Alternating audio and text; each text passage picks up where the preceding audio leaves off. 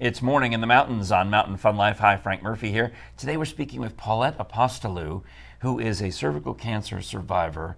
So first of all, we're glad that you're alive. Thank you. It's great to be alive. And also, welcome to the Smoky Mountains. This is a place where you wanted to live, and now you've been here just less than a year. Yes, So in April. Tell us a little bit, Paulette, about your story. You got married, and then you came down with cervical cancer. So it's changed your whole life. Yes, it did. I was 48 years old when I was diagnosed with cervical cancer.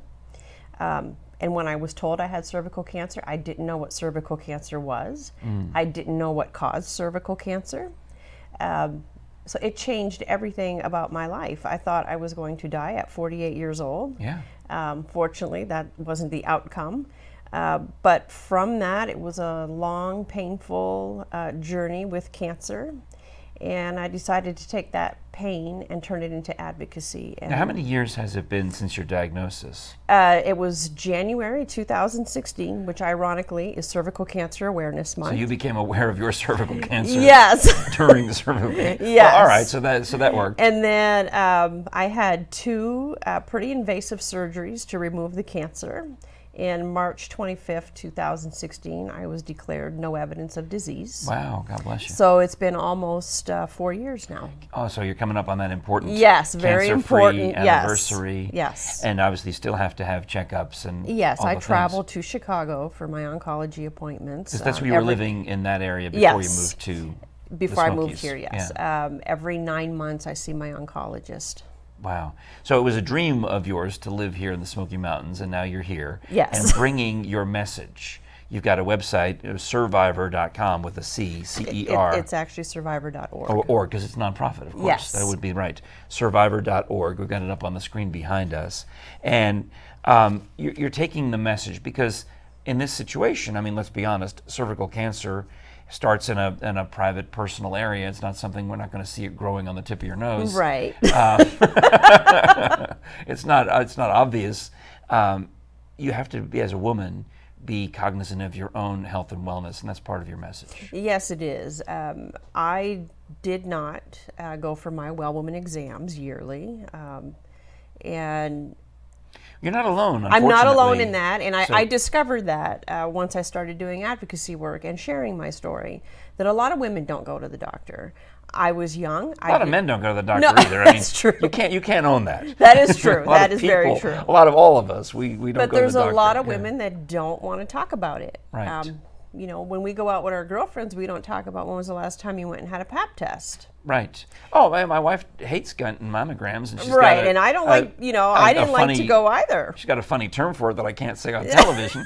But it was important to do preventative screening, and I wasn't doing it. And when I asked my doctor, you know, how long have I had cancer, because they could tell based on tumor size, she told me 10 years. My goodness. I had been living with cancer in my body for 10 years. How, now again, I'm not that familiar with this specific type of cancer, but how soon could they have discovered it had you had the regular checkups? Like probably right at the beginning. In If year you one. had been doing My if I had been goodness. going for pap tests and co-testing with HPV testing, they could have caught this early. But the other message is it wasn't too late. It wasn't too late. So even if you haven't been to the doctor in 10 years, you should still Yes, start going. you You don't absolutely just need to write it start off and say, oh, going. well, I guess I'm going to die. You have to go. And I thought I was going through menopause. And when I talk to people about it, they're like, that doesn't sound like menopause, what you're describing. The symptoms did not sound anything like that. And the symptoms are described on the website Yes, at they are. survivor.org and on these handy handouts that you've got, which involve being attentive to your body. Yes, your regular, listening, you know your body better than anyone. Right. And I tell women you need to advocate for yourself. Mm-hmm. Don't dismiss what you're feeling. Anything that lasts longer than 2 weeks, you need to go to the doctor. Oh boy. And you need to get yourself looked at.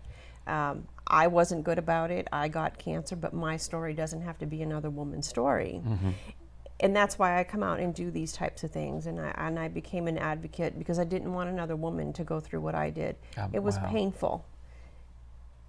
It was difficult. It changed my life. I was newly married. It changed all of that. Your relationship. Yeah. Our relationship, everything. My husband has a very different wife today than the one he had that he married. And we're adjusting to all of that. He's adjusting to me coming out and doing these kinds of things and talking about very personal matters in our marriage. But, in Tennessee, 500 women a year are diagnosed with cervical cancer, and 225 women die just in Tennessee. Wow. I want to change that. A lot of it is in the rural communities. I've met several women since I've been here that just don't go to the doctor, or they think they don't have access to care, but that's not true. They do. Wow. And I want them to know that they can go out and make those changes. If you're in that situation, or you have a friend, a relative, a neighbor who isn't getting the care that she deserves, get started by getting to the doctor. Look up Cervivor with a C, CERVIVOR.org, and learn about Paulette Apostolou and the mission of Cervical Cancer Awareness Month. It is a preventable cancer through screening and HPV vaccination for our young children. We're not doing that enough, and we need to do it. It's cancer prevention. It's very difficult when I hear people say, I'm not going to vaccinate my child. That's difficult for me to hear because I had cancer, a cancer that could have been prevented. Wow. That vaccine wasn't there when I was a young girl, but it is there today, and I wish more people would utilize it. But my message today is women need to go out and get screened. Okay. Paulette Apostolou, thank you very much for joining us. Thank you so much for sharing with me today. All right. You're watching Morning in the Mountains on Mountain Fun Life. We're glad you're alive, by the way. We'll be back with more of the show after this.